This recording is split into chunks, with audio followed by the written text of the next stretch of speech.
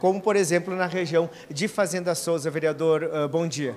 Bom dia a todos. Sim, Fábio, a questão toda é a seguinte: nós temos que criar um projeto de regramento da Zona das Águas, porque do jeito que está acontecendo no momento, não é possível que continue. As pessoas não são mais donas das suas áreas, né? Elas não podem mais fazer uma casa, elas não podem mais fazer um galpão, elas não podem mais fazer algo que a família deseja fazer, elas não podem usar a terra para fazer um pomar, elas não podem nada.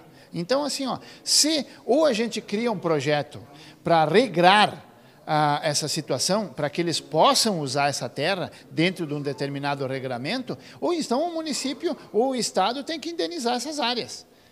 Porque não é possível que você se adone do que é dos outros e simplesmente diga, aqui agora tu não pode mais fazer nada. Então tu me indeniza que eu compro num outro lugar, uma outra área, e assim eu posso fazer aquilo que eu tenho necessidade. A partir de um reposicionamento de lei, de conversar com o SAMAI, qual que é a ideia, vereador? Agora a ideia é juntar com os colegas e criarmos então um projeto onde que poderemos apresentar esse projeto para o Executivo, então fazendo um regramento básico de o que seria necessário que mudasse, o que o cidadão, o proprietário, vai ter que fazer para poder utilizar a terra. Obrigado, bom trabalho, vereador. Obrigado a todos. Vereador Sandro Fantinel, do PL, conversando com a gente aqui no final da sessão ordinária. Vereador